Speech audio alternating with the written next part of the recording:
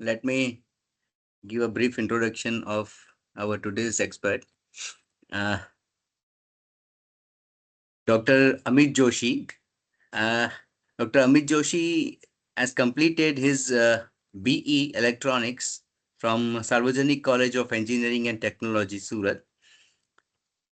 He completed his MTech and PhD from SVNIT Surat from 2009 and 2015 respectively, and he is currently working as associate professor in at Malaviya National Institute of Technology, Jaipur, MNIT. His specialization areas are biomedical signal processing, smart healthcare, VLSI, DSP systems, and embedded system design. He is a senior member of IEEE and associate member of IETE. He has also published around 125 plus research articles in excellent peer-reviewed international journals and conferences, and also has 3 patents on his credit. He has total of 2794 Google Scholar citations, 70 I-10 index, and H index of 28. Also, he has served as technical program committee member for IEEE conferences. He has received the honor of UGC Travel Fellowship, the award of SERB, DST Travel Grant, CSIR Fellowship. He has also served as mentor for IEEE Engineering in Medicine and Biology Society Student Mentorship Program 2021. He has been included in world's top 2% scientist list of 2025, that is the present year, from elsewhere and Stanford University in the field of information and communication technologies. And he has supervised 10 PhD theses, 33 masters, and 17 BTech projects in biomedical signal processing and VLSI embedded design. So it's a vast experience and lots of achievements, right? So I believe participants, you will get lots of output from this talk.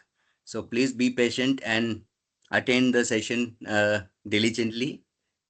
I hand over to Dr. Joshi for the session. Yes, sir. Thank you, Dr. Chirag, for a nice introduction. Okay, Thank so you. with this, we will start our, I think, the today's first talk, and I believe Yes. that it is the fifth day, if I'm not wrong. Okay, for your online FDP. Okay, so the topic which we would be discussing is AI in healthcare. Okay, so as the your FDP is basically for AI ML technique in electrical and electronics engineering. Okay, while I consider the healthcare is a, one of the very pertaining domain where we need to focus. Okay, so these are the few means outline of my talk. I will talk about the traditional healthcare to a smart healthcare. Okay, smart healthcare is something where I use AI in healthcare. Okay, so then I use the term as a smart healthcare. Then I Wow. will use some of the models of the smart healthcare that I will discuss in briefly. Then some of the case study where I am working in. Okay, then I will talk about the emerging application, and finally I will discuss about the challenges.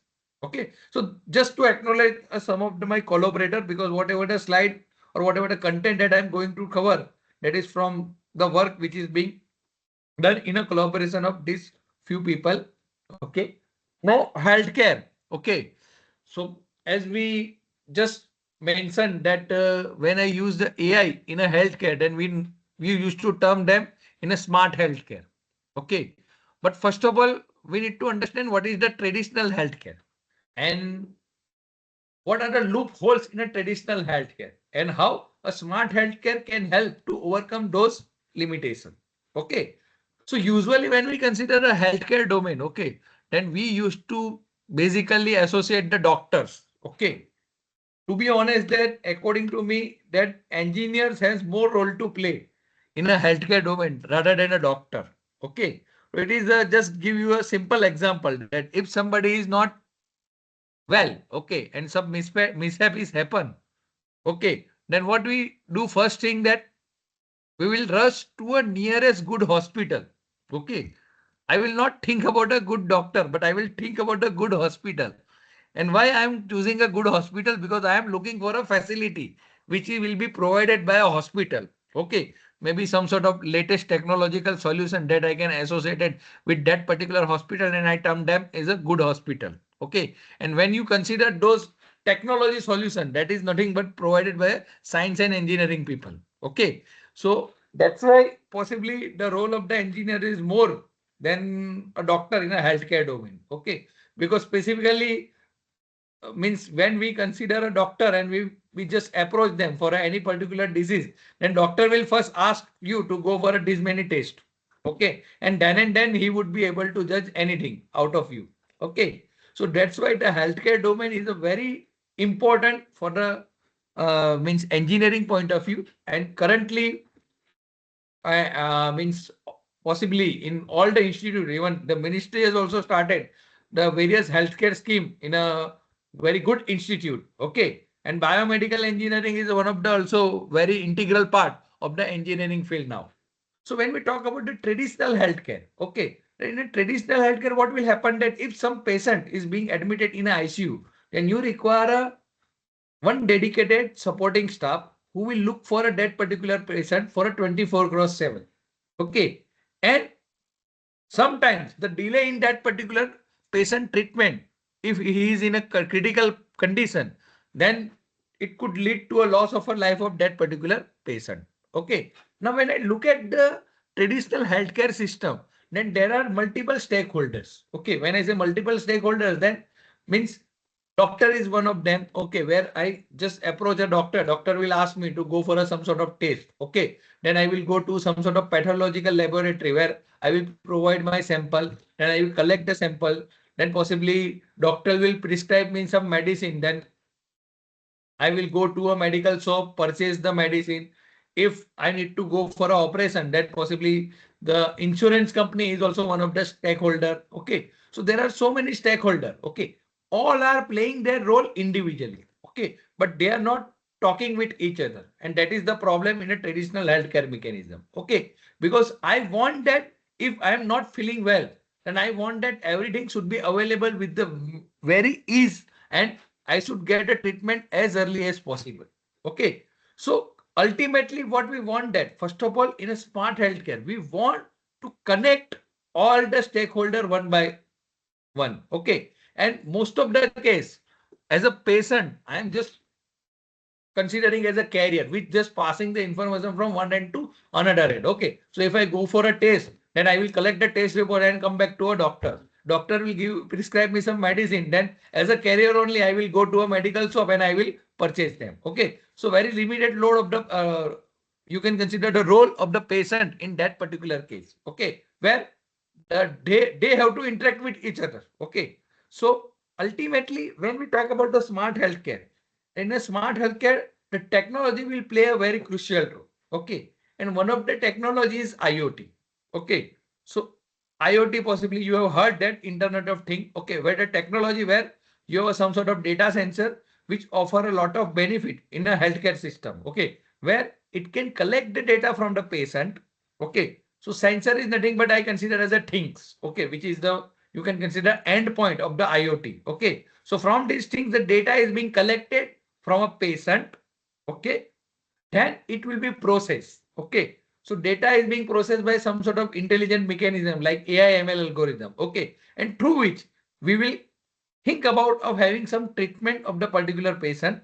Maybe it can help us to have some sort of health condition monitoring, to have some sort of disease prevention and the early diagnosis. Okay. So when I consider a smart healthcare, in a smart healthcare, continuous health monitoring is possible.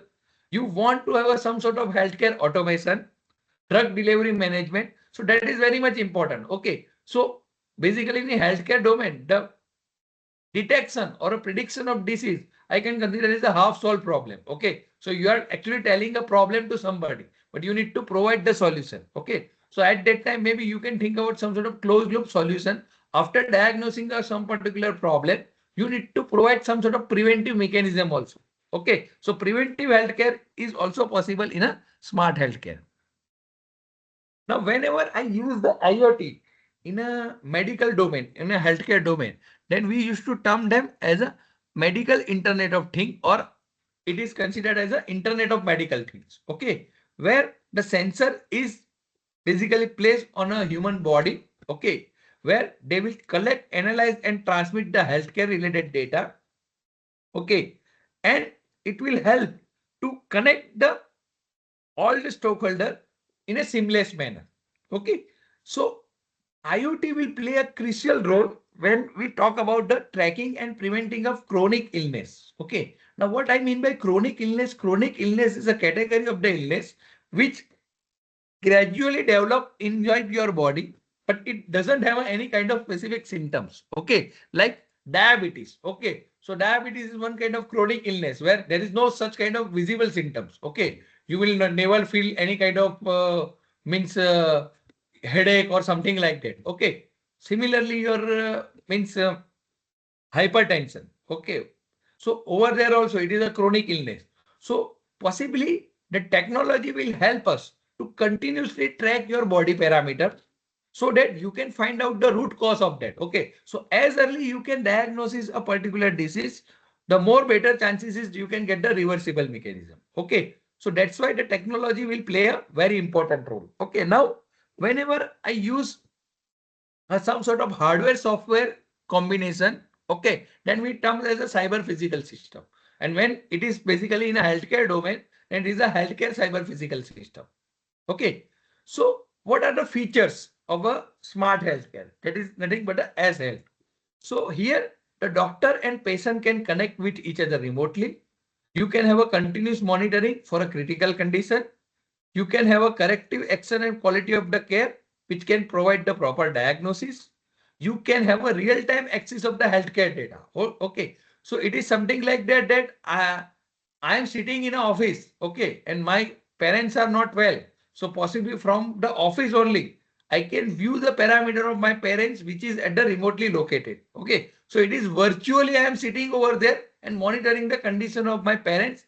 That could be possible in a smart healthcare. Okay, the point of care service and medication through intelligent consumer devices is possible in a smart healthcare mechanism. Okay, now there are few questions are there. Okay, which I basically impose. I'm not sure that whether you can unmute yourself or not. Okay, so maybe you can answer this whatever the question which is being imposed to you. Okay, so now what do you think that what are could be a different attributes that you are looking for a smart healthcare mechanism? Yes, Chirag, is there any way that they can speak out They or can they they can can type? write in the chat box maybe, Okay. because there are more than 100, 150, so it will be difficult if Okay. they Yeah, all yeah, yeah, yeah. start speaking. Okay, okay, okay. So I'm not sure. I'm not able You to can read it right now, but if participant, it you is can there, write in the chat box if you want. yeah. And if Chirag, you can help me to read out if there anything they have written. Yes, I'm keeping it open. Prompt Okay. response, Yes. Parthiv Bhatt. Prompt response. Okay. Very good. Yes, anyone? Okay, what do you expect in a smart healthcare? How you want to have a technological support in a healthcare Dr. domain? Amisha Shah, accurate. Then Accurate, yes. wearable device, Dr. Variable Emily. device, okay, that is a one kind of Then technology, but that is also precision. huh, quick decision possibly. Okay, quick response I want to have. Okay, Hmm. so ultimately, when I consider in a smart healthcare, okay, then I want that it should be have a very good sensing capability. Okay, so I'm talking about the IoT sensor. Okay, so sensor should be good enough that it should have a very good sensing capability. Okay, so that I can get a better accuracy. It should work in a all environment. Okay, it should be always connected so that means the data is being loaded at the cloud. And if at all I want to see it before 10 days, what is my health condition? And after taking a medication, what is my present condition? Okay. Apart from that, it should be always on. Okay. See, if I am sleeping, then also my body is working. Okay. So at that time also I want to measure my important parameters. Okay. So it should work 24 cross 7. Then important thing is it should be multifunctional. Okay. What I mean by multifunctional, see, I want to measure as many parameters as I can. Okay. With the help of the technology. Okay, but I do not want to wear that many number of sensor. Okay, it is something like that. If I want to, let's say that measure the 10 body parameter. Okay, so it doesn't mean that I need to wear 10 sensor. Okay, I want the sensor should be having a multifunctional. Okay, so that's why somebody has pointed out that variable technology. Variable technology is very good, where you just observe that if you consider a smartwatch or a fitness tracker, it is doing a multiple things.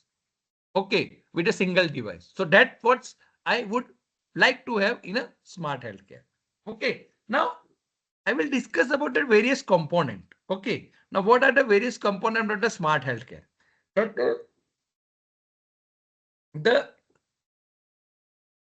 components which I am looking for is a first is a e-health. Okay, so whenever I use some sort of ICT technology or maybe internet, then I consider as a e-health component. Okay, so it will allow us to connect it at any remote location. Okay, and possibly in a country like us where we have a huge population, but the doctors are very limited. Okay, so possibly such kind of technological solution will help us to reach the doctor to a remote area. Okay, maybe not in a physical manner, but through a virtual platform. Definitely, it can help us to reach over there. Another important component is a M-Health, which is a through mobile phone. Okay, so through a mobile phone, I can reach out to each and individual one with a very convenient within a short span of time. Okay, so that way you can do it. Okay, so one of the M health component which is being developed first is a M hero. Okay, which basically developed you during the Ebola crisis in the African region in 2014. Okay, so UNICEF have developed this particular application through which they can able to share the data very easily over there, which are residing in a African region. Okay, now one of the such kind of M health application we have used also during the COVID. Okay, can anyone remember any mobile app that you have used it during the COVID period? All of us, we have used it. Okay. For the vaccination purpose, certification. Yes, anyone?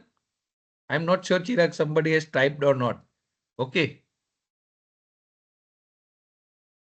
No one? Okay. So that is the Arogya Setu. Arogya Setu is the one of the app which we have used it. Okay. Where means we used to have a vaccination schedule, vaccination certification.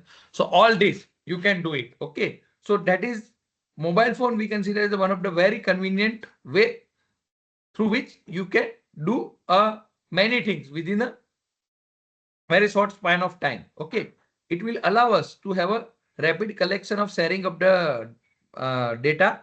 Your public health and lifestyle message, you can send it with the mobile phone easily. Medication alert, you can send it. E-prescription is possible. Telemonitoring or telemedicine is one of the very good example of your M-Health application. And the transmission of test result, you can do it with the help of the mobile phone. Okay. And another very important component is a connected health. In the first slide itself, we discussed that we want that all the stakeholders should connect with each other. And connected health component will allow that only. Okay. Over here, all the stakeholder, okay, maybe the hospital, doctor, pharmaceutical company, your supplier, your laboratory, okay, your insurance company, all can be connected with each other. Okay. And they provide information data exchange with each other. Okay, so this could be a reality also soon in our means country as well, because the government has launched the ABA scheme. Okay, where they used to collect the digital data of every patient. So it is something like that. If a particular person which is being assigned a one unique ID, so along with that particular ID, all the history of the patient can be retrieved. So it is something like that, that if I am being operated right now, and maybe after 10 years, I will go to a particular doctor. So through that particular ID, means the doctor can easily track that what is the exact history, medical history of mine. Okay. So it will allow us to take a better decision of the some sort of medicine prescription or maybe having a, some sort of operational. So ultimately, this will be a considered to be a game changer. Okay. And one of the very good means you can consider usage of the connected health is through insurance company. Okay. So currently, if you want to go for a medical claim, then there is a procedure that you need to be admitted in a particular hospital. You need to inform your agent. Then somebody physically verify your means condition, and then your mediclaim is being passed. But here, what would happen that your data is digitally stored. Okay. And as a patient, possibly I have a very limited limited you can consider permission to view the data. Okay. Because the hospital will provide all the input information that can be verified by an insurance company. And through it, my insurance claim can be passed within no time. Okay. So there are some sort of various consumer electronics devices are there, which is in terms of the fitness tracker, smartwatch, smart belts, which are available, which actually help us to get the important parameter of your body. Now, another important component is a variable technology. Okay. Now, variable technology is a technology which worn by a people on their body, either as a clothing or the accessory. It can help us to track the health regularly. Okay. It will allows you to have a reduced hospital visit and a readmission.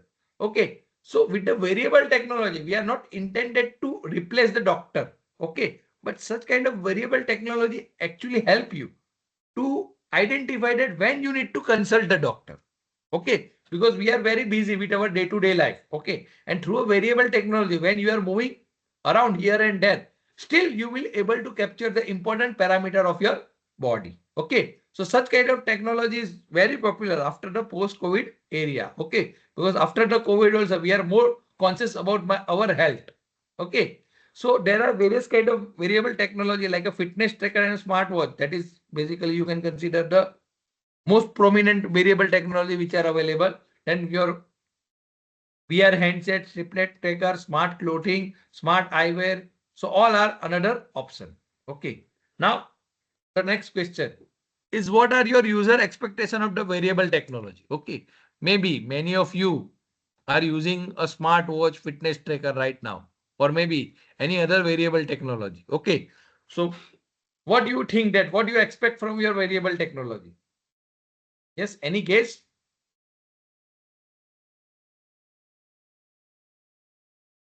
Live status. Live status. Okay. So possibly it is not restricted for your healthcare domain, but it can be for anywhere, any other use as well. Okay. But definitely we can use in that sense. Okay.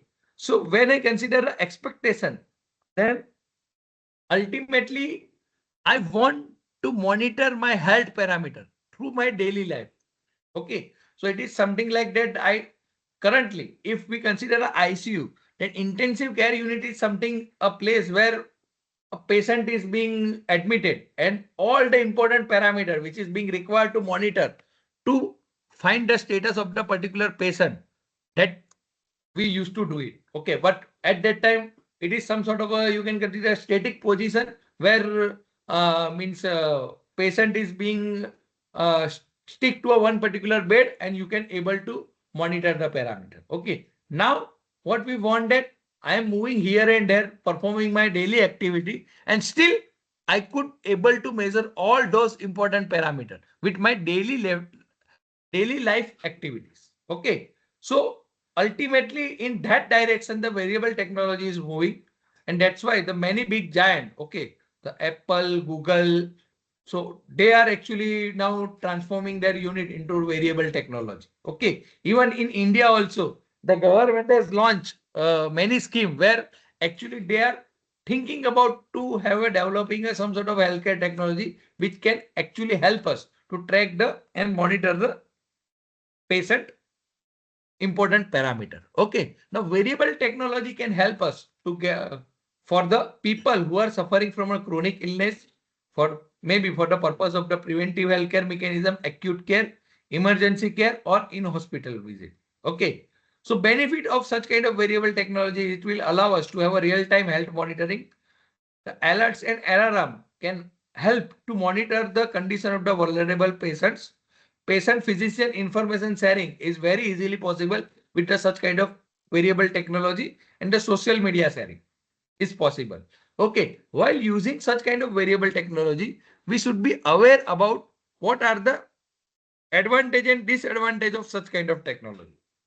Okay, we can monitor our fitness level and track our location with the GPS, whatever is just mentioned over here. It should be hands-free and a portable. Okay, so I can move around and still the parameter can be captured from my body. It will be connected to a smart device. So it could be a case that I am busy right now, but maybe at the end of the day, when I am free, I can monitor all those my parameter throughout the day. Okay, it can allow us to set the goals and track your progress towards them. Okay, so it can have a problem of a shorter battery life and it can measure the data inaccurately. So that is the limitation. That's why the variable technology market is there. But possibly the people who opt it after some time, they just simply discard those the technology. The main reason is the accuracy. You cannot take a critical decision because we are talking about the healthcare domain where we are dealing with the life of the people. Okay, so at that time it is expected to that we should have a high precision. So future is possibly the smartwatch, fitness tracker, VR, AR handset. So such kind of technology will definitely will be placed in a next couple of years and which we happily use them. And they will provide also the reliability as well as the accuracy which is being expected in a healthcare domain.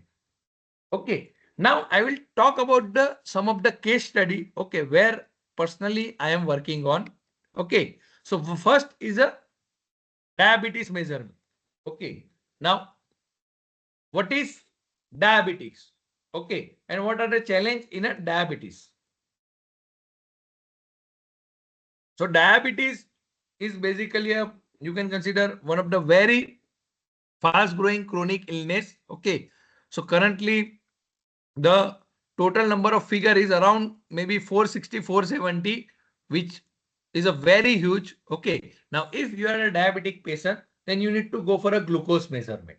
Okay, ideally, if you are a diabetic patient, then you need to measure your body blood glucose value 3 to 4 times in a day. Okay. And once you enter into the diabetic condition, then you need to actually also take care of your diet. Okay. So currently there is no smart healthcare solution which actually help to a such large community. Okay. Now, if I look at the currently, I want to measure the body blood glucose value, then there are two methods, okay, which are available. Okay. Where first method where I can go to a laboratory and through some sort of standard process, I could able to get the body blood glucose value. And second method is there are some self monitoring device, okay, which I purchase from a market. Okay, I can use it and through which I can measure the body blood glucose value. But either of this method, if I look at that, then I need to pinch inside my body and take out the blood out of it. Okay, and then I can able to get the body blood glucose value.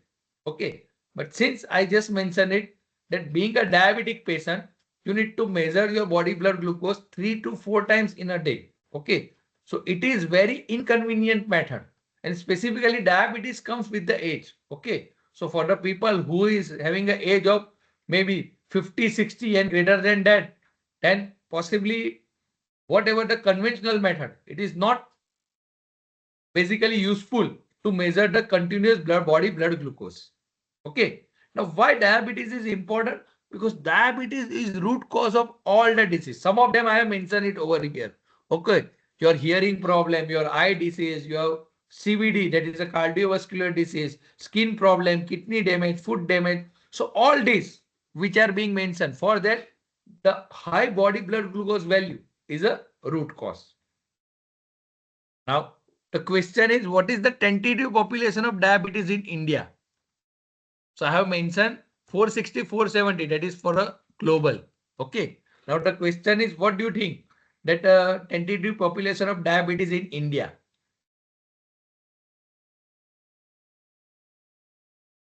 Yes, please, Yes. participant. You can write in chat box. What do you consider India in that 450 and 460? What is the percentage? Anyone can figure it out? 30%. 30, 60, 40. Okay.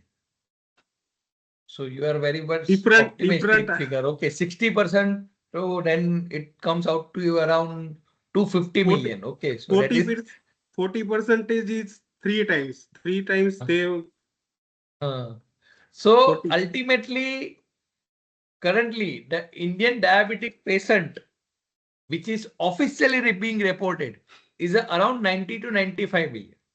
Okay, so that is officially reported. Okay, and as I said that there could be a many more people who don't know because it is a, as I said that chronic illness.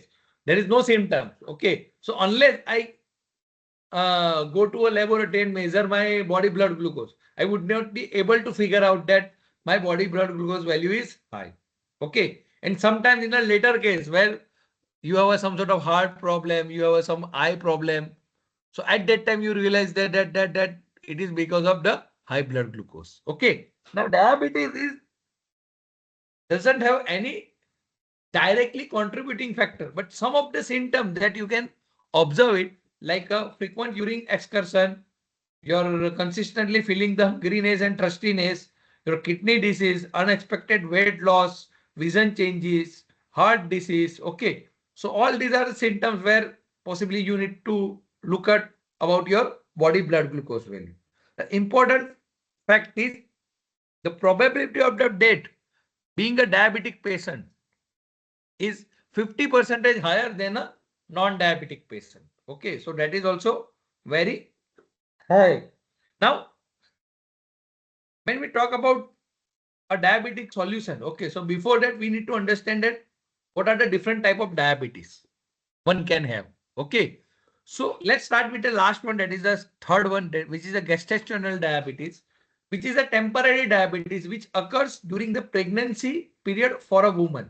Okay, but if they are not taking care it properly, then it could be considered that it may enter in a later stage type 1 and type 2 diabetes. Okay, type 1 and type 2 diabetes is the main two diabetes category.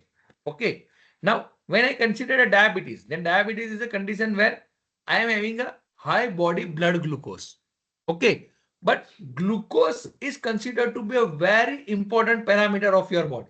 Okay, so if you just observe that once you admitted in a particular hospital, then first thing possibly the doctor will do is start the injecting a glucose inside your body through a glucose bottle. Okay, so glucose is a very important component of your body because it allows you to perform your daily activity. The energy comes from your glucose only. Okay, so glucose is very important, but excessive amount of the glucose is a problem. Okay, so if your body is having an excessive amount of the glucose, then that condition is basically we are considering as a hyperglycemia case. Okay, and typically the glucose is basically measured in terms of mg per dl. Okay, so ideally your body should have a glucose value maybe in a range of 80 to 150 mg per dl, and that also depends upon at what time you are measuring. Okay, so if you are measuring it for an empty stomach, then 100 could be good enough. Okay, while after consuming the food it could range up to the 120 to maybe 140 range. Okay, but if your body is having a higher than that a body blood glucose value, then it is being termed as a diabetes. Okay, in a reverse case, if your body is having a glucose value less than 70 mg per dl, then it is more dangerous case, which we consider as a hypoglycemia. And in that case, you can go into a coma as well. So that's why always when your diet is not proper, then means your glucose bottle has been started by a doctor to ensure that your body is having a enough glucose value. Because if your body is having a higher blood glucose value, then there is a solution. But if your body is having a lower blood glucose value, then there is no solution. You need to inject the glucose only. Now, when you take any particular food item, okay, then inside your body, the important organ is a pancreas, okay, which is very important for a diabetic condition. Okay, so that's why if you are a non-diabetic, then doctor used to say that with the God grace, your pancreas working is very fine. Okay. But if pancreas is not working fine, then there is a problem of the diabetes could occur inside your body. Okay. So once you consume any particular food inside your body, then inside the pancreas, there are two important cells, alpha cell and a beta cell. Alpha cell is used to generate the glucagon, okay, which you consider as a glucose, okay, from your food item. And at the same time, the beta cell is responsible to generating a insulin inside the body. Okay, that beta cell will ensure that your body is not having an excessive amount of the glucose. If your beta cell working is being damaged, okay, then what will happen that once you take a food item, then the body glucose value is keep on shooting. But since there is not proper functioning of the beta cell, the insulin is not being generated. And because of that, your body's glucose value is being elevated. Okay.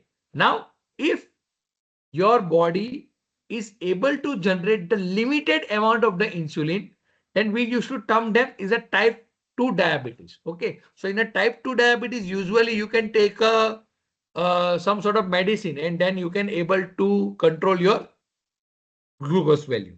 But in a type 1 diabetes, your body is unable to generate any kind of insulin, or you can consider a very limited amount of the insulin.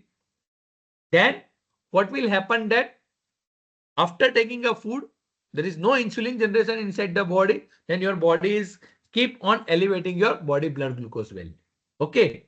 So at that time, if you observe that type 1 diabetes patient is used to take the insulin injection before having a food. Okay. Even for a medicine also, people used to take a medicine before a food. Possibly the diabetes is only the one you can consider disease where doctor advise you to take a medicine before a food. Okay. And usually in a case you observe that after you used to take a medicine after a food item only. Okay. But in a diabetes, the whatever the insulin or whatever the medicine that you have taken, that will ensure that the insulin is being there inside your body. So after having a food, the control of the glucose would be possible. Okay. Now, in order to monitor the glucose value, you need to adapt the continuous glucose monitoring process. Okay. Because your glucose is a one parameter which keep on changing inside your body. It is something like that. When I start a lecture at 6 o'clock, my glucose value is something X. But definitely after completion of the this particular lecture at 7:30, it could be X minus delta. Okay. So glucose value is continuously changing inside the body and you need to track that. And being a diabetic patient, it is very important for you. So for that, we need to adopt the continuous glucose monitoring approach. You need to recurrently measure the body blood glucose value. But as I indicate that pinching inside the body and take out the blood and measure the body blood glucose, that could not be a convenient method which I can adopt 2-3 times in a day, and it could be for a 365 days. So it is not possible. Okay. So for that, you need to think about the non-invasive device. Now, non-invasive is something where from a outer body surface only, you will be able to capture the important parameter. So variable technology, when we say that, in a variable technology, why it is popular? Because it is non-invasive method. It is justly like a smartwatch. Smartwatch, you need to just put on your wrist and you can able to measure the important parameter. Okay, invasive is a very inconvenient method where you need to pinch inside the body and then you can measure the. But this you can do it 1 or 2 times in a day, or maybe 1 or 2 days, but not throughout your life. Okay, so that's why non-invasive solution is very much important. Okay, now we have tried to solve this problem only where we have developed the one glucometer which we term as an intelligent glucometer, which actually help us to get the body blood glucose value non-invasive manner. Okay. So for that, we have done some experiment. Okay. So we have just understand the glucose properties. So basically it is a CHO bond. Okay. I'm not going in detail of this one. Okay. But what we have done it that we need to measure the body blood glucose non-invasively. Okay, so for that we need to think about what could be the relevant technology for that. Okay, and most of the time, if you just observe that the non-invasive solution is being developed by a optical detection. Okay, so we have done also exactly that. Okay, but when we consider the optical detection, then the choice of the optical source is very important. And what is the specification of that particular optical source? Okay, so for that we have done some experiment at our laboratory. Okay, where we have taken some sort of glucose sample.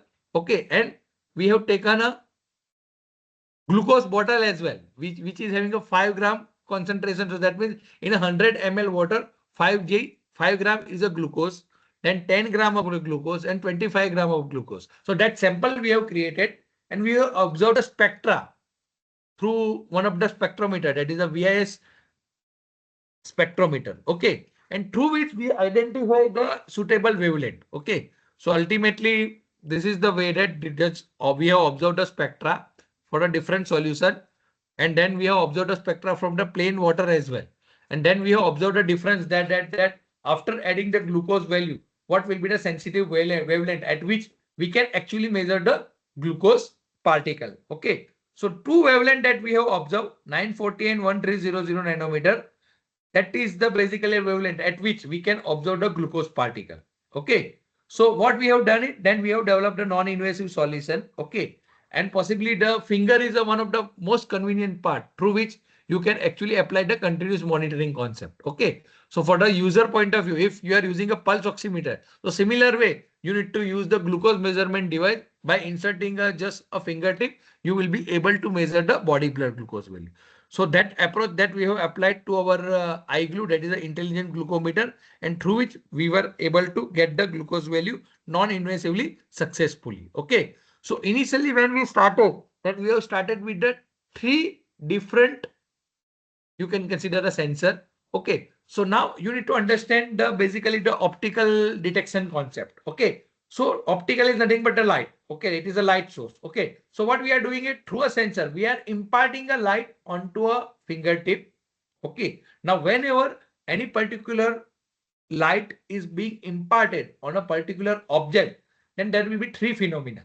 Okay, one is the absorption of that particular light. It could be a reflectance or it could be a, you can consider the transmission. Okay, now here we have used the absorption and reflectance, which we observed that is a more important for a glucose particle detection. So for these two wavelength, 940 and 1300, initially we have used a reflectance and absorption both. Okay, but later on we observed that 1300 reflectance sensor is doesn't carry much value for a glucose detection. So we use the three sensor. There is a 940 absorption and a reflectance and 1300 absorption. So these three sensor we have used it, and through these three sensor we will able to measure the body blood glucose correctly. Okay, so this actually help us to get a self glucose measurement. So that means you can adopt such approach at your home and you can actually measure the body blood glucose by your own only. And important thing is this device is also connected with the IoT. Okay, so whatever the glucose value is being measured, that is being stored in the cloud. So it is something like that after 10 days, I want to just observe that what is my previous glucose value and what is my current glucose value. So through which actually you can identify that whatever the medication practice and whatever maybe the routine life you are following, through which you can able to control your body blood glucose value or not. Okay, so this is the basically the contribution that, as I mentioned, that 940 reflection and absorption and 1300 absorption, that value will go to a Arduino board. Then there is a ML algorithm regression model is being created, and that actually help us to get the blood glucose value. So this is the way that we used to basically develop the, just observe the picture. You need to insert this. You need to use three finger, and where you need to insert the these three sensor, and then you can able to measure the body blood glucose value. So initially we started with this particular version. Okay, but then we observed that it could be a very inconvenient for a people to just put three finger inside the sensor and measure the body blood glucose value. Then we reduce it to a one sensor. So now whatever the latest solution which is being developed, where we are using only 940 absorption sensor. Okay. And through which we are able to measure the blood glucose value with the 85% of the accuracy. Okay. Now, when we go to a glucose measurement, okay, so at that time you need to also understand the serum glucose value. Okay. Now, in a glucose measurement, there are two approaches. One is a capillary glucose and another is a serum glucose. Now, what is the difference between these two? Okay. So when you go to a laboratory, okay, at that time, the blood sample is being taken out from your body. Then it is being collected in a one particular test tube. Okay. And that test tube is used to being placed in a one centrifugal pump at a one particular temperature. Okay. Where all the heavy particles of your blood, because your blood is having a so many components, not only glucose. Okay. But with this centrifugal pump at a particular temperature, all the heavy particle will be settled down at the bottom, and there is a serum kind of liquid which will looks like a water. Okay, so that is remaining, and that basically a sample is being used to measure the body blood glucose value. So that is considered to be a serum glucose measurement. Okay, why? We are using a self-monitoring device at our home. Okay, where we have some sort of you can consider device where we have a one particular strip. On a strip, you need to just lay down your blood sample and you just insert that strip inside that particular device and you will be able to get the body blood glucose value. Now here, whole blood sample is being placed to measure the body blood glucose value. Okay, so that is basically capillary glucose.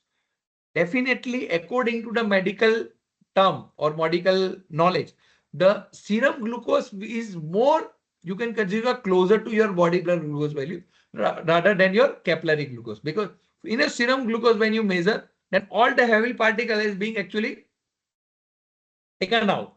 Okay. And from the serum only, you are trying to measure the body blood glucose value.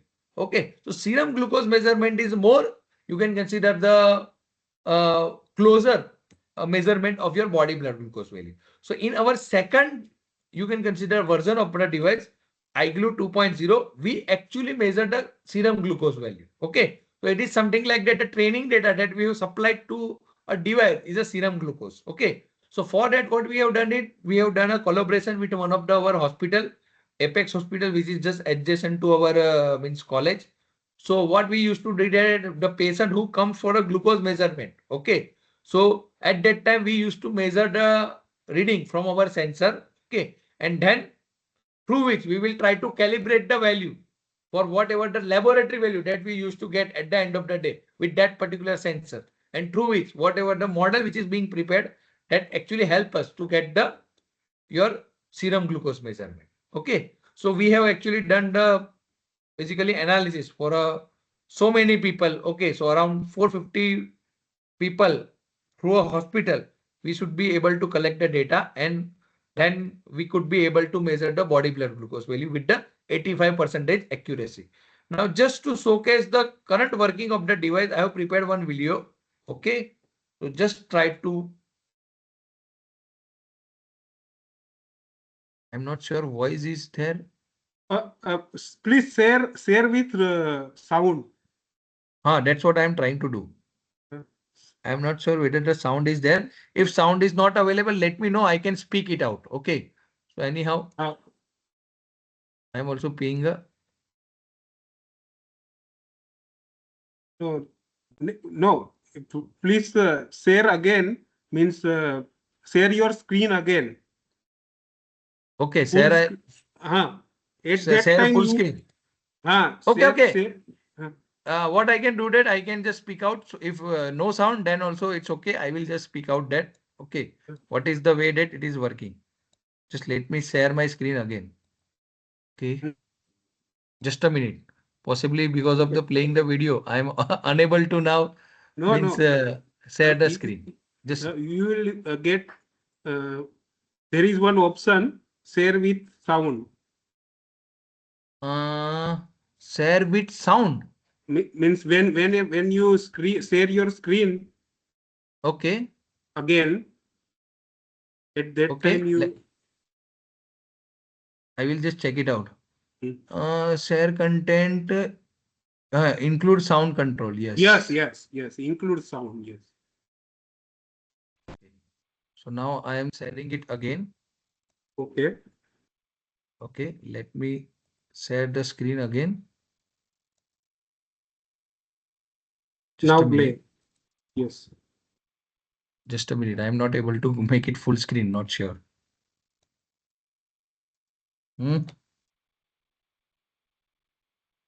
Maybe I just play. Okay. No, sound is in that. Okay. Anyhow, I can make a Okay. description. Okay. Okay. Not sure. There is a sound, sir. Sound Sir, is do one there, but thing. You do one thing. When you again share stop Kairu, sharing the PPT, and when you share, there is one button. okay. Kairu, sir. I'm doing again. Okay. ના હું just one ફરીથી more. હું ફરીથી કરીને જોઉં છું sir. Okay, okay. એક radio button હશે. હા, રેડિયો બટન જે જ કર્યું છે મેં. બરાબર એ ને? કર્યું સર. હા, કર્યું. ઇન્ક્લુડ સાઉન્ડ એને ઓન કર્યું. ઇન્ક્લુડ હા સાઉન્ડ સ્ક્રીન. મીન્સ બસ થઈ હા, જશે. ટ્રાય હવે હા ઉપર ક્લિક કરવી પડશે સ્ક્રીન પર. હા હવે મને ખબર નથી પડતી કે હું મારા સ્ક્રીનને ફૂલ સ્ક્રીન નથી કરી શકતો. એ તો નીચેથી કરો ને અને પ્લે ઉપર એકવાર પ્લે દબાવવું પડશે. હા હા મારે play લાસ્ટ પણ ટાઈમ એ જ પ્રોબ્લેમ થયેલો. હા ચલો ઠીક છે. હા થયું એકવાર ફૂલ ક્લિક સ્ક્રીન થયું. હા ઓકે ફૂલ સ્ક્રીન થયું. હવે હું એકવાર ચેક કરી જોઉં છું કે હા. અવાજ આવે છે કે નો નથી આવતો. કઈ વાંધો નહીં. So વાંધો નહીં. ultimately, I'm just explaining. Okay. So this Okay, is a device. Okay. Just use observe the device where it is working as a pulse oximeter. I have insert the figure. Okay. So that data is being captured through a sensor. So sensor reading is coming onto a display. These are the sensor reading. Okay. Now this sensor reading I am plugging in as an array to my machine learning model. Okay. So regression model I have used it. Okay. So here the three regression model: random forest, decision tree, and Gaussian. And through which, if you just observe it, the data I am plugging it through which, through a tree model, I am getting a tree value. Just a minute. Okay. So just a three value. One is a 107, another is a 87, and another is a 87. So out of three, I am taking a majority voting. Okay. So 87 I am 87. considering is a accurate prediction of my device. Okay. Now I am measuring it with the FDA approved device which we used to have at our home for the same patient at the same time. Okay. So for that particular patient, I have measured with this device. It is showing 93. Around 93. Okay. Okay. Now we are just checking with the I another think our related sound device. is now coming. Yes, sound is coming. So that is the 90. So that device 93 and 90, which is being shown by a whatever the available device available in the market. Okay. While through our device, we were able to get it 87.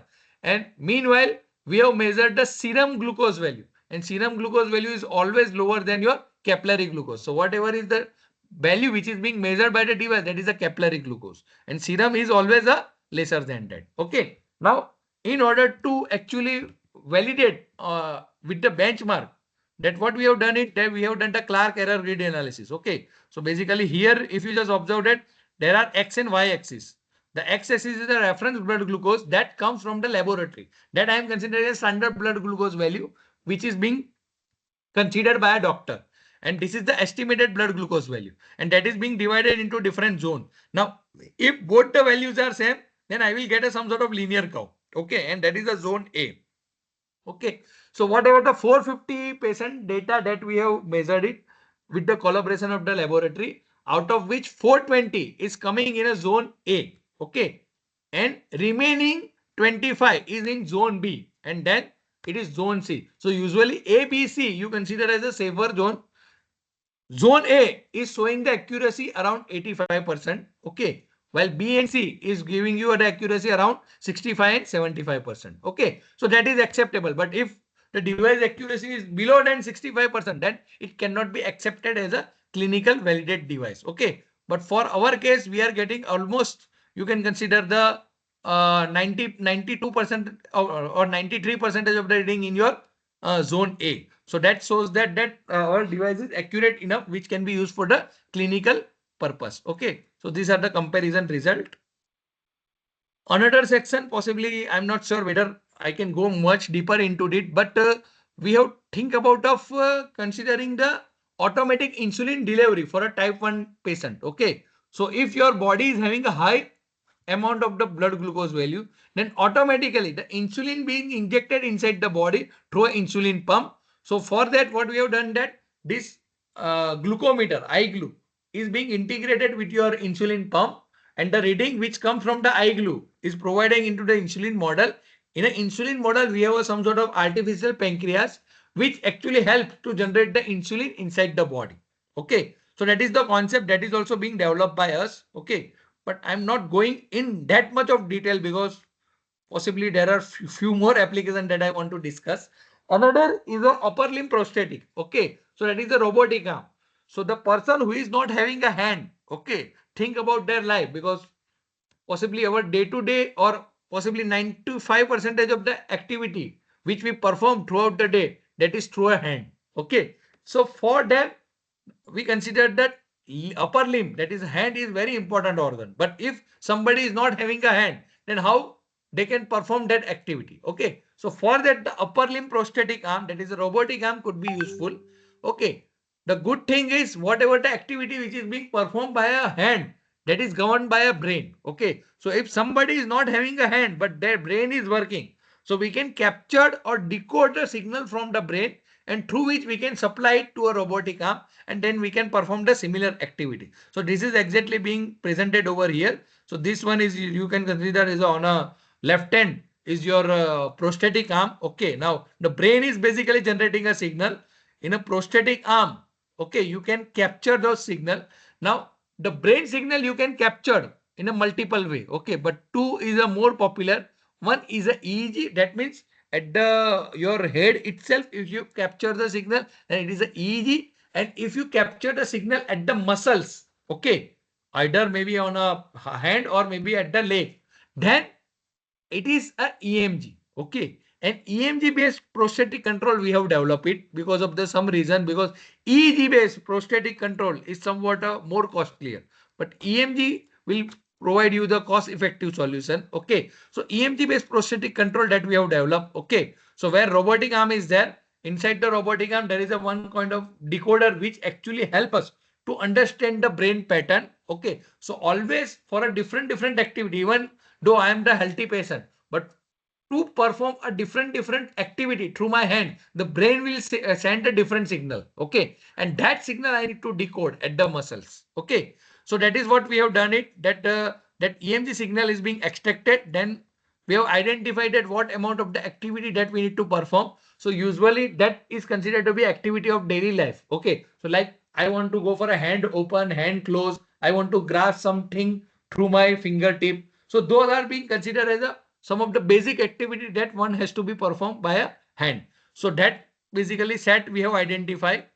So this is just to how we can observe that. Now again, EMG signal can be captured by two ways: surface EMG, which is a non-invasive method, and intramuscular, where there is a needle which you inject inside your muscle, and then you can find out the EMG signal. Okay. So basically this is the pattern. Okay. The brain will send a signal through a cortex. It will go through a spinal cord, and then it will go to your muscles. Okay. So at the muscles, you have muscles fiber. Okay. And muscles fiber is basically connected through a motor neuron. Okay. So this is your muscles point. Okay. So at the muscles fiber, you need to observe the potential. And good thing is when you are performing the different activity through your hand, the always the brains will send a different potential signal to this muscle fiber. Okay. The only thing is you need to identify those potential and you need to decode that particular activity. Okay. So through which you can able to do it. So this is the typical view that through a muscles, through a surface electrode, you are capturing the signal. Then you will do some sort of pre-processing, and then through a machine learning model, you can able to train your model and perform the activity. Now again, I am having a video. I'm not sure whether, I think it is playing now. Okay, sound is there. So now I can let that gentleman to speak. This is me only. Our paper, so which is EMG PR based prosthetic control using deep learning algorithm. Now First of all, the signal is being acquired. Now, in order to acquire the signal, we have used the electrodes.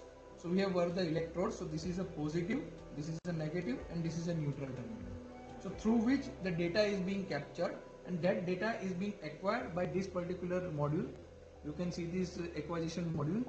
Now, once the data is being acquired from this module, then the data is being plugged to this particular system, that is a PC.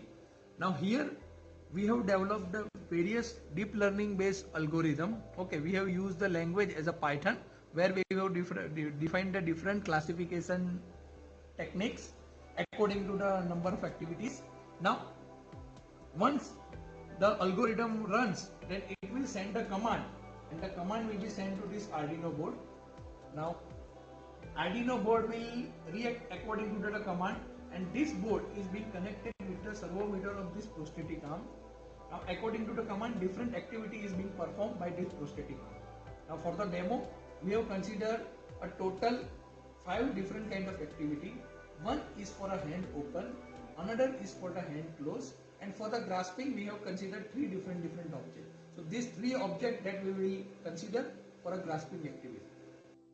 You just observe my hand and robotic arm which is being placed beside my computer. We will Okay. see first the hand. You open. just observe my Okay. hand and robotic First, arm. we will So open it the is opening a Okay. hand. Then we will show the hand closing.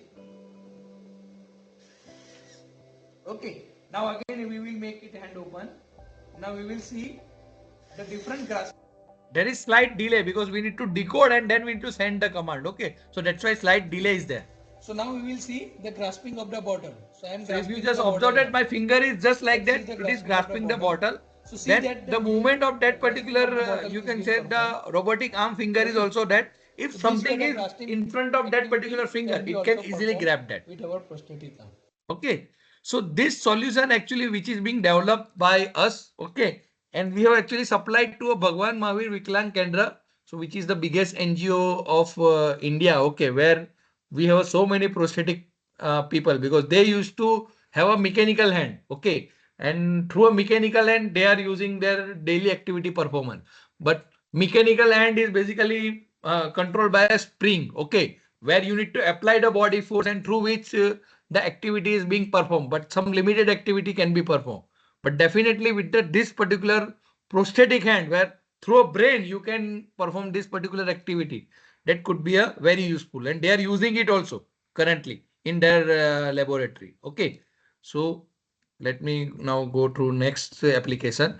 Another application is detecting a mental disorder. Okay, so we are working various mental disorder, but one of the very important mental disorder which we need to address right now is a depression. Okay, because 1 out of any 5 is basically suffering from a mental illness problem. And if you just observe the cases of the depression inside the India, that is very huge compared to a global.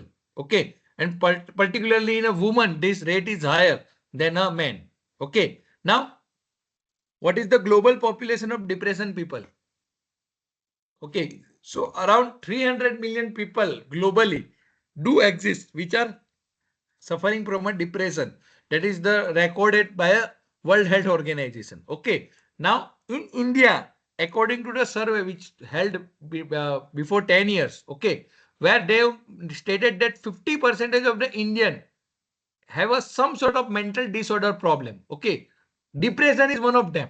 Okay, but still 1 out of 6, that is also very huge number. Okay, and we need to think about it how we can do it. Okay, so for that there are various kind of attempt is being made. One of them is basically Apple Watch. Apple Watch is just simply measuring your mood swing, and according to that it identified that whether a person is having a good mood or bad mood, or most probably the bad mood is basically may contribute towards the depression. Okay, another solution is through a state detection. Okay, where 3 sensor is being used by a University of North Texas people researcher. Okay, where they measure the temperature, they measure the physical movement of that particular patient, and they measure the sweat analysis through a humidity sensor. Now through this sensor they combine these 3 sensor data, and they identify that whether there is a stress or not. And if it is a stress, then what is the stress value? Okay, and that is being stored at the cloud, and then basically that data can be viewed by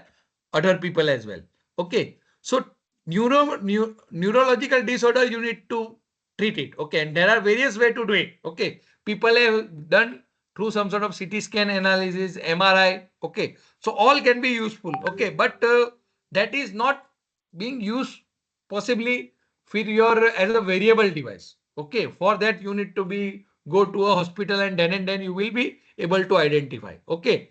So possibly through a EEG, you can think about the solution where you can develop some sort of variable device and you can measure the depression of the people. Okay. So we have actually done that. Okay. So we have measured some sort of deep learning model where we are using a LSTM and CNN, through which we can able to measure the depression of 99.9%. So it is almost 100% accuracy is there to measure the depression. Okay. So that could be also one of the way that you can measure it. So for that we have also actually prepared one variable cap. Okay. But possibly because of the limitation of the time, I'm not talking all this, but maybe you can go through my research paper where I have schizophrenia is also there, but I am not talking it right now. Okay. Fourth one is basically means detecting a cardiovascular disease through a PPG. Okay. So cardiovascular disease is one of the very, you can consider prominent health condition where we used to see that through a heart attack, people used to have a sudden death. Okay. So that is also basically contributing towards high blood glucose value and your high blood pressure. So we have actually correlated the hypertension with the CVD with the some sort of statistical measurement. Okay. So hypertension is also one of the very, you can consider the important chronic disease which we need to pay attention towards. Okay. So which can be measured with through a PPG signal. PPG signal is also, you can consider similar to your optical detection. Okay. Where through some sort of means light sensor, you will be able to measure the blood pressure value. Okay. So we have used the PPG blood pressure data set. Okay. Where we have actually observe that inside the data set there are 5 classes are there, okay, which are labeled one. Okay, so that we have used it, that 219 participants, total 657 PPG signals are there, and through which we have applied our different machine learning model. Okay, and through which we have main contribution is we have prepared a proper feature according to which we can actually identify correctly or correlate the PPG with the CVD. Okay. So the time domain, frequency domain, and some sort of demographic feature that we have used. Okay. And through which we can able to judge the that PPG through CVD or CVD through PPG rather than could be identified very easily. Okay. So that if a person can know that if because heart attack is also recurrent, you can consider the event. Okay. So somebody is getting a 1 or 2, 3 heart attack. Okay. So that recurrent episode could be identified with the help of the such kind of easy variable technology, and through which we can actually take a proper preventive action. So this result is also being presented. Okay. Now in possibly next 10 minutes, I will talk about some of the emerging application. Okay. What I believe that there are so many researchers are there which want to work in a healthcare domain. Okay. One of the application that we worked on, okay, that is during the COVID period, but still possibly you can think about that is for the maybe some kind of different disease. Okay. During the COVID, the contact tracing is very important. Okay. So we have actually developed the variable band, which is the easy band. Okay. Where we have developed a solution where you can identify that which is a COVID infected patient and which comes into the close COVID infected patient. Okay. So basically at that time, what would happen that if somebody is being diagnosed as a COVID patient, then whomsoever it comes into a close contact, they will be isolated. Okay. And that actually we are identifying manually. Okay. So at that time we have developed a solution. Okay. So this solution we have developed in a way back in a 2020 May itself. Okay. So at that time we have developed a variable band. Okay. In a variable band, it will have a 3 indication. Okay. Like it can have a red color, green color, and a yellow color. Red color indicate that it is a COVID infected patient. Okay. So COVID infection patient is something like which actually can do also a normal activity, but the only thing is that he should not be in a close contact of the somebody who is we consider as a healthy patient. Okay. So if there is a red indicated band, then it will indicate that this is a COVID infected patient. Okay. And we need to keep a isolation from that particular patient. Now, if any particular person comes within a particular range that we consider as 6 meter to 13 meter. Okay. Then the another person who has wear this particular band, that color will change to a yellow color. Okay. If it is a non-COVID infected patient, then it is having a green color. But if you come in a close infected or COVID infected patient in a close, you can consider the vicinity that is a 6 meter to 13 meter, then automatically that band will be converted into the yellow. Okay. So that will give you the indication. Apart from that, that variable band is also used to store a ID of that particular variable band, and we consider that each and individual band is having a unique ID. Okay, so it will store them. Okay, so at the end of the day, you can identify that for a COVID infected patient, how many come in a close contact, so that you can identify those people and you can go for a isolation properly. Okay, so that is the one solution. Another solution where currently the research is being required to be focused on, that is a intelligent diet control. Okay, so what I need to eat and what I do not need to eat, it is very important, and specifically if you are a diabetic patient, then you need to take care of that. Okay, so maybe at that time you can take a picture of your food and you can identify the calorie. Now, most of the time, whatever the packed food that we purchase over there, you have a information of the calorie. But whatever we used to consume in day-to-day life, like fruits, vegetable, okay, your chapati, dal, whatever, okay, for that you don't know the calorie. Okay, so initially we also thought and develop in a, you can consider, semi-successful model where we could be able to identify a calorie value of a particular picture which is being taken through your mobile phone. So it is something like that. If I am eating something and some thali is being prepared in front of me, and I will just simply capture the picture for that particular thali, and through which, for that particular meal, I will identify the calorie count. Okay, that will allow me to identify that if I consume this much of calorie, then what is the likelihood of the glucose value inside my body? Okay, so according to that, I can actually manage my diet. Okay, and apart from that, if I take up this particular diet right now, then what could be my next diet plan? So it is something like that. I have taken some sweet item at the morning. Okay, so possibly I need to take care that at the end, at the evening, I need to take some lighter food so that I can manage my body blood glucose value at the end of the day. Apart from that, it will also give you the indication that if you want to maintain your body blood glucose value, then how many steps you need to walk. Okay, so that is some sort of intelligent mechanism that is being developed. Telemedicine concept I have already talked about, where the doctor and patient can talk with each other. So I'm skipping it. Robotics will play a very important role. Okay, in basically your healthcare domain. Okay, we are talking about now robotic surgery as well. Okay, so robotic will play a very important role. Even during the COVID period, we used to have a drone which basically used to have for a food delivery. Even the robots are being used to collect the samples from a COVID infected patient. Okay, so robotic will play a very crucial role, and this is the area possibly one may think about of having a research. Okay, industry 4.0. Okay, where we can think about that how we can actually manage the supply demand challenge. Okay, so during the COVID second wave, specifically which occurs in a possibly March, April, and May in 2021, at that time there was a scarcity of the oxygen cylinder. Okay, and many people having a death because of this not having a proper oxygen cylinder with them. Okay, so for them we can think about that where there is a larger demand, where we can provide the supply with some sort of smart transportation, smart manufacturing, and smart production, so that we can cater that particular supply demand cycle. Now, trusted food supply, that is very much important. Okay, because after the COVID, we just heard the word immunity. Okay, now then whatever the food that we used to consume, whether it actually help us to boost my immunity or not, that is very important to identify. Again, if I am consuming a particular fruit or vegetable, I don't know what is the expired date.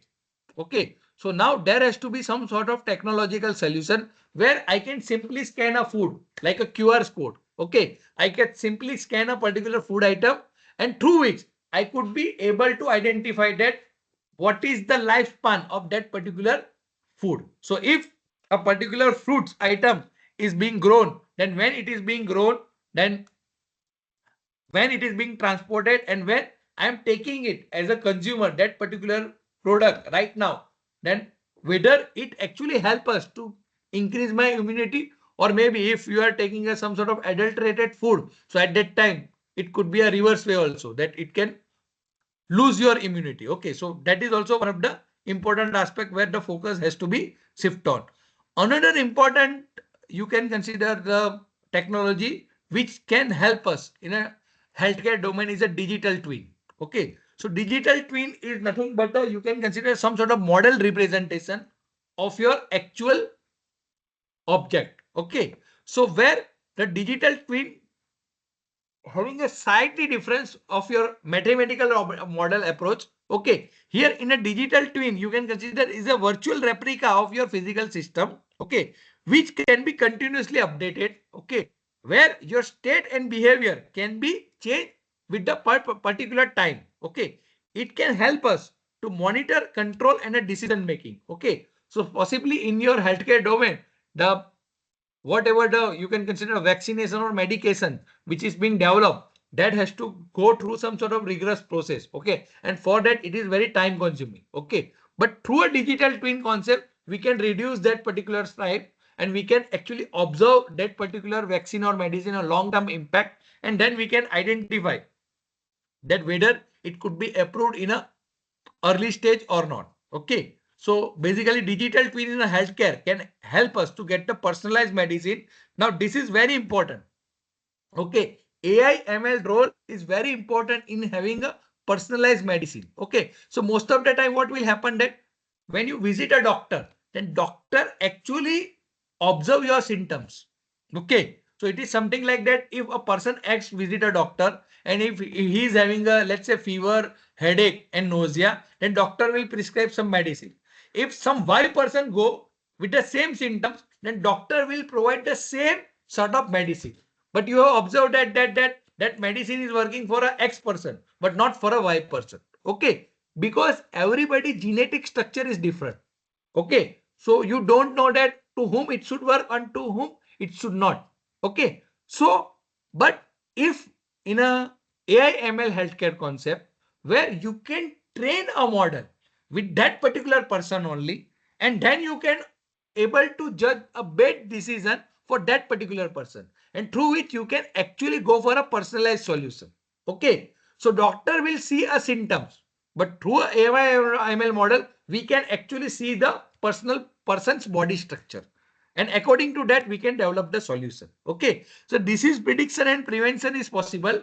The treatment optimization and remote monitoring is also possible with the digital twin. Okay, so one of the very important problem where people have start working is creating a digital twin of the heart. Okay, so because many cases we have observed that people are dying because of the heart attack, where means there is some sort of blockage which is being observed, and because of that the heart functioning is stopped. Okay, but if we have a digital twin of the heart, that is an artificial heart which is being placed inside your body, okay, then at least nobody will die through a heart problem. Okay, so people are working on it. Okay, so maybe we have a success in a near future. Finally, in last basically 2-3 minutes I will go through a challenges of the basically a smart healthcare in a personalized health management. Okay, so data privacy and security, we talk about that the data is being stored at the cloud. Okay, which help us as a patient to monitor it at the later stages. Okay, but however that data is being stored at the cloud. Okay, and when something which is being stored at the cloud, then it is more vulnerable towards the attack. So we need to ensure that whatever the data which is being stored at the cloud by a device, that should be a very personalized. See, I do not want to announce that I am suffering from a disease. Okay, that is very private information. Okay, it should be accessible to only limited set of people. So that has to be addressed first. Then security and privacy of the medical device. Okay, we are talking about the variable device which we want to use it. to monitor the healthcare parameter. Okay. But we need to also ensure that this particular hardware which we are using in a smart healthcare mechanism, they should not be compromised. It is something like that if I'm using an insulin pump, which actually helps to inject the insulin inside the body of a person. But if that access is being gained by some third person and through which it is actually manipulating the data of the insulin pump, then it can have a different impact on the life of the patient. Okay. So the privacy and security of the wearable device is also important. Power management, which is very important. As we discussed that we want to monitor the important body parameter throughout the day, 24/7. So we should have a better battery management system so that we can able to measure the parameter throughout the day. Interoperability, which is very important. Okay. So it is something like that when I use a IoT, there are so many things inside the network and those things is being manufactured by a different vendor. Okay. But they need to be interacted with each other. So there has to be seamless connectivity among them. Okay. So through interoperability where every company which is being manufactured or some sort of IoT device which particularly useful in a healthcare domain. Okay. Then they have to have some sort of common protocol through which the communication can be possible with very easily. Okay. So finally, okay, the ICT and IoT technology will play a very important role in your medical cyber physical system and a healthcare cyber physical system. Your intelligent algorithm and machine learning will definitely help you to transform your traditional healthcare technology towards the smart healthcare technology. Of course, if we see today, then they are not mature because of the some challenges which are there, like a privacy, interoperability, security, power management. Okay. So as I said that many players are working, okay, in this particular domain. And we hope that there will be a definitely a mature solution in next couple of years and we would be able to see this solution in our day-to-day life. Okay. So with this, I am ending of my session. Okay. I think it is 7:29. So still we have a 1 or 2 minutes. So I can take out the question if anything you have. No, you can take, sir. Uh, uh, Participant, please, if you have any question, you can write in chat box or you can raise your hand uh, to directly interact with our speaker. Yes, I think you can type in a chat box. Yeah, one question is there in the chat box. What What are are the approximate? approximate cost of the device and sensor you mentioned earlier for the diabetes management? Okay. So the diabetes management solution, the iGlue which we have developed it. Okay. So for that, the approximate cost will be 4,500. Okay. So that is basically after actually I have my own startup also. Okay. Which is being registered at our means institute incubation center. So for that, we have actually developed the initial protocol or initial prototype, but currently we need to go for a rigorous clinical trial. Okay. So we are under that process. But if that is being approved by means CDS or ICMR, then the cost will be around 4,500 and that will be one time cost. Okay. So once you purchase it, then you can use it for a lifelong. Okay. Any Yes. Any other other? question?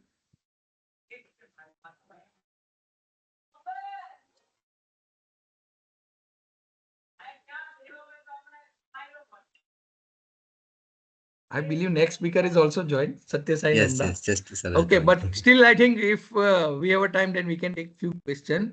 Thanks a lot, sir, for very any smart device for paralysis. Paralysis Paralysis, patient. paralysis. Okay, it is.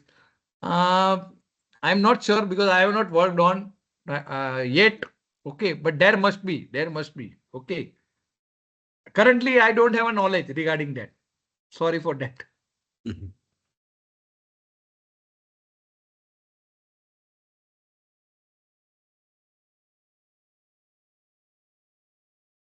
Okay. Any other question? Participant, you can ask directly also if you wish to ask. If not, then maybe you can connect with me through my email ID. Okay. Okay. You can find my Okay. email ID, I think, on amenity website. Okay. And if any particular question after this particular presentation is there, then also you can contact me. I would be more than happy to answer them. Okay.